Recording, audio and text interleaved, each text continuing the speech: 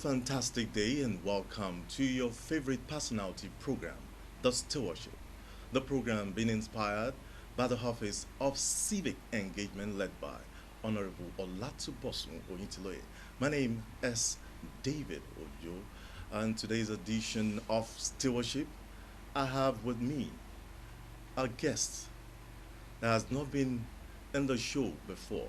This time around is a woman and is the Commissioner for Human Resources and Capacity Building. Her name is Honorable Commissioner Alhaja Latifat Giwa. You're welcome to the stewardship. Thank you. You're welcome as well to my ministry. It's good to be in your ministry today. Let's talk about your ministry. How has it been so far? Good. Mm. Good because we relate with staff very well. The entire workforce database is in my ministry. We deal with employment, we deal with training, we deal with transfers, and we also deal with retirement of staff, including even part of pension. We deal with it. And we also deal with labor-related issues. Mm. And apart from relating with staff, we relate with other outside federal government agencies and international agencies that build capacity of staff across the country, like NDE, like the Federal Ministry of Establishment, and so many others like that. All right, let's talk about, you mentioned something related to training and employment, but let's start with employment. In your ministry so far, how has it been? What kind of employment are you doing to make sure that you put smiles to all the young ones that are looking for job, especially in the state of Osun? The ministry does not just deal with the normal employment of people. We even do capacity training. How do you mean? And empower young. Like even the moment I came in, Mr. Governor approved that we train over 2,000 people in conjunction with NDE, National Director of Employment. We trained them and we gave them starter packs. And many of them today are employers of labor with just small amounts.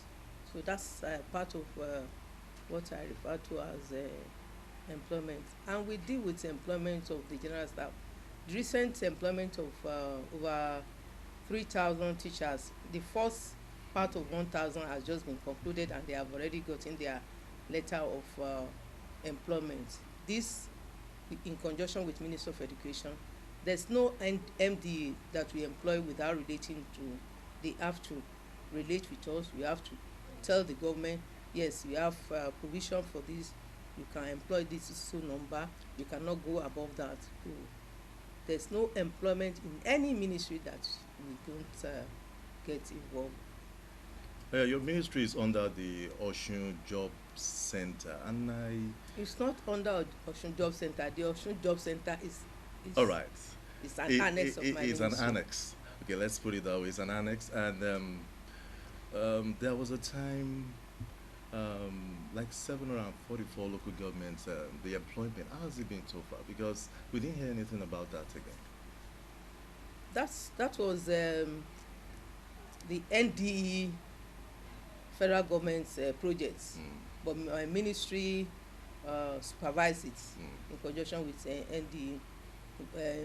It involves some committee members. More than 60-70% of the people got their money. It has been concluded. What happened to the 40%? Well, that is for the NDE to tell us what happened. Many banks did not pay, but many banks paid. But what effort did your ministry make to make sure that the rest are paid? What we did is we wrote to NDE. We tried to get all the details of those that were not paid by banks. We involve the social intervention person, Mr. Lukman, SSA on social intervention, and he's been relating with the banks. And up to now, some banks are still paying, and we hope they will pay. Do you have the statistics? Yes, we have the statistics of those that were paid. Okay. But for those that have not been paid, no, not no. No.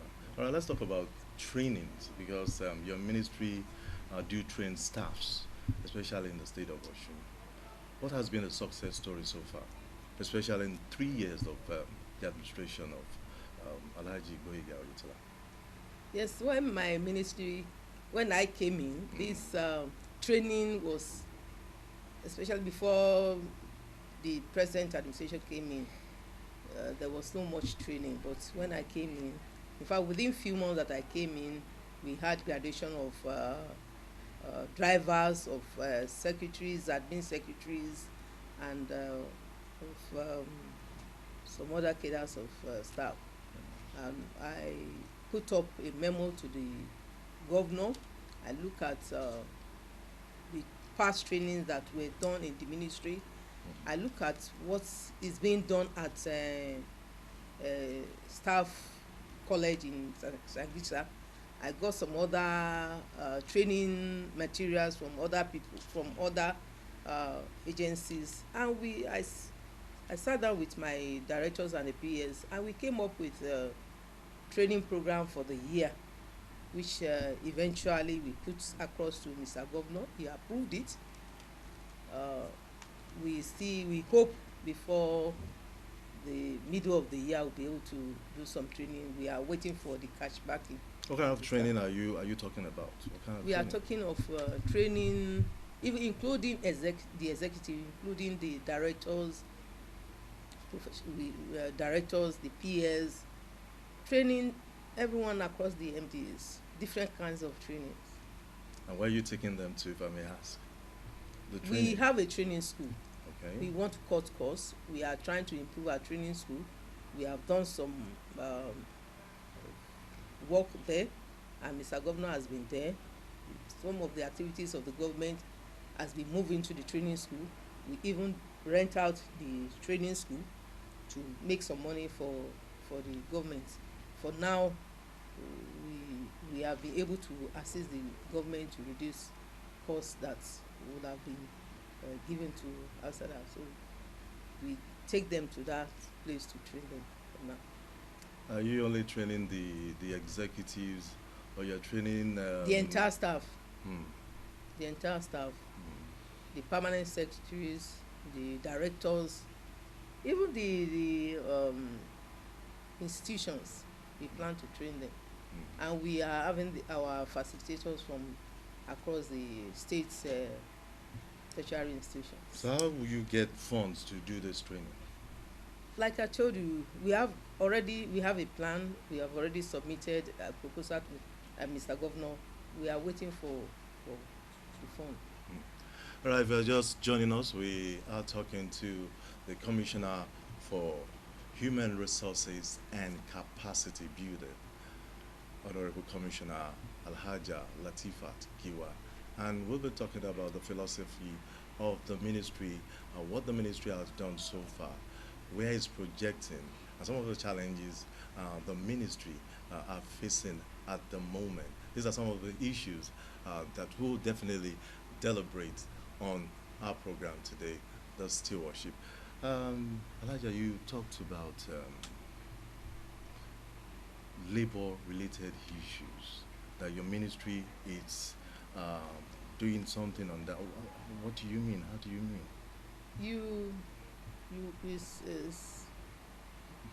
You are all aware that since this administration started, we've not had of any crisis with the labor.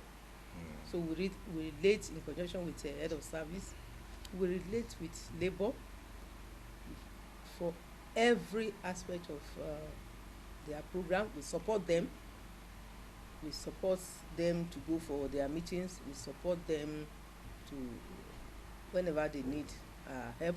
We also join them to some of our trainings.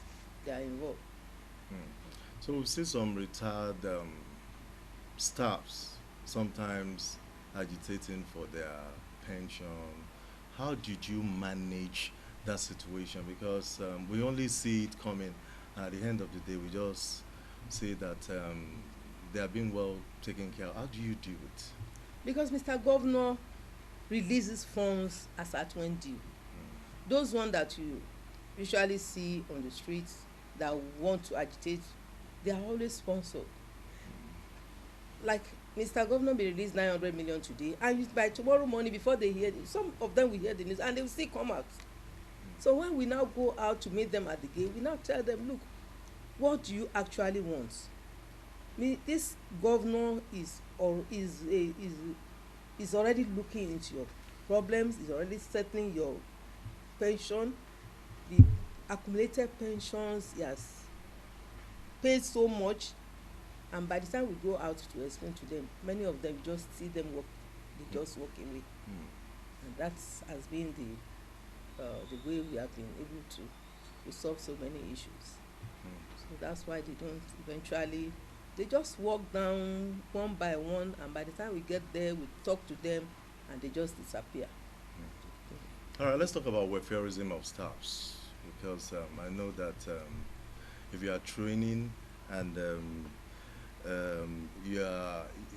your ministry is doing something on labor-related issues, definitely you should be taking care of the welfare of the staff as well. So how do you do it?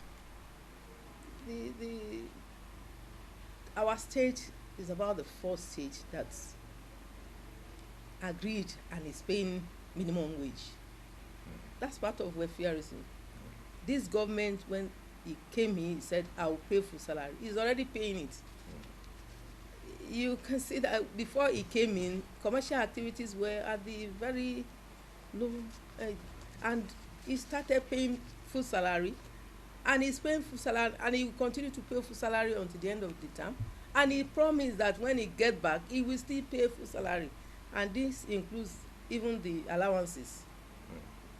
Most of the outstanding allowances, most of the deductions are already being paid, and these are deductions that were outstanding for so long, for almost 8 years.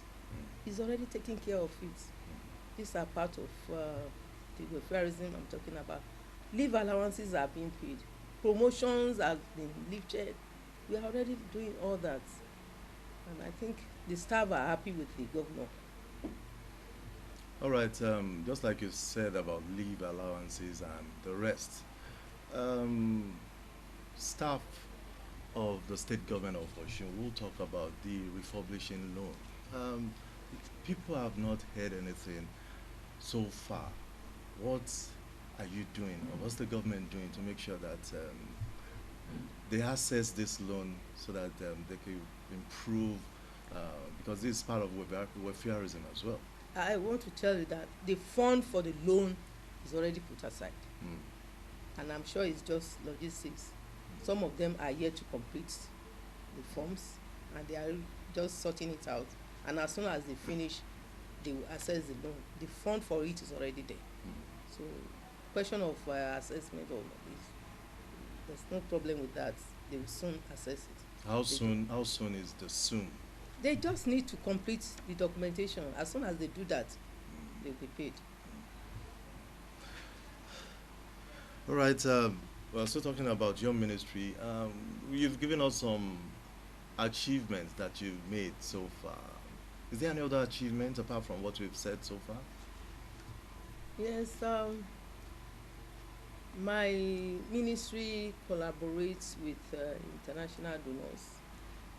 We joined Ministry of Economic and Budget to assess grants. We do verification, and this is a requirement for us to assess grants. And since this administration came in, we have not failed in doing this assessment. We go around all the MDAs, including tertiary institutions. For this year, we'll soon start. A memo is on my table for me to pass to Mr. Governor to approve for our staff to start to mobilize to go around the state to verify the number of staff, so that we have just to meet this for sifters, and that has been helping the state to assess grants. We also, apart from the 774, like I told you, we collaborate with NDE constantly, and we've been able to get some grants to many people. We've been able to get training pack, 6-month training for some people, and at the end of the training they assess some grants, some loan, some grant and some loan, and many people have been benefiting in this regard. And the staff welfareism, again, Mr. Governor so much is interested in and is really helping us anytime we put up any money for any staff that is in dire need of anything, that he feels we just need to help the staff. He does approve. All right. I know part of your success story is about this grants that you get from international donors. Can you just tell us how many of the grants that you've gotten so far, especially in these 3.5 years of Governor Adegboyega's administration? We get this grant through the Ministry of Economic Planning and Budget.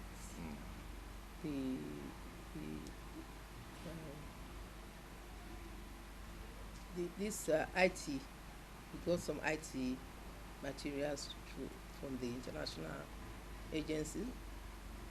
Even our staff development center was equipped by Slugger through all this. The chairs, the system, the computer system, the IT materials that we got are all from international donors. We have a training center. Apart from the main hall, we have a training center that is there. That's we call the IT library. We have it at the training center. And apart from that, we have also just completed and submitted a proposal to the African Development Bank to help us to complete some part of the training center that were not completed. We want to have an auditorium building there.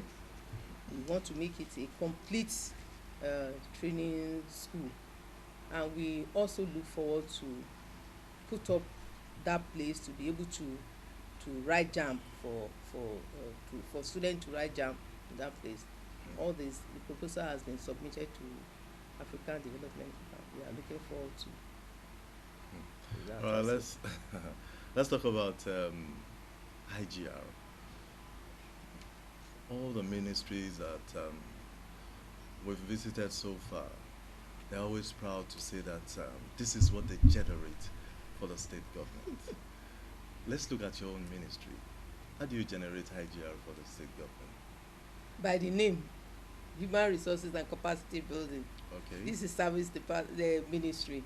You don't expect us, the government does not expect us to generate that much IGR, even though we really want to generate IGR. So our IGR mainly comes from the hall, and we also sell staff rules and regulations pamphlets, and also when some trainings we charge them.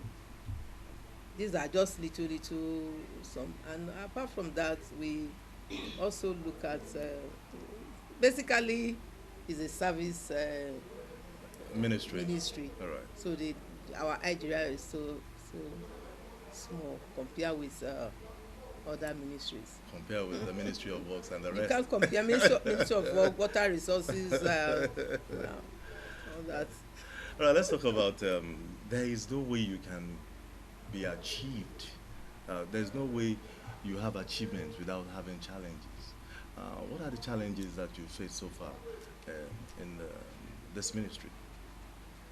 The staff are really dedicated. They are ready to do the work.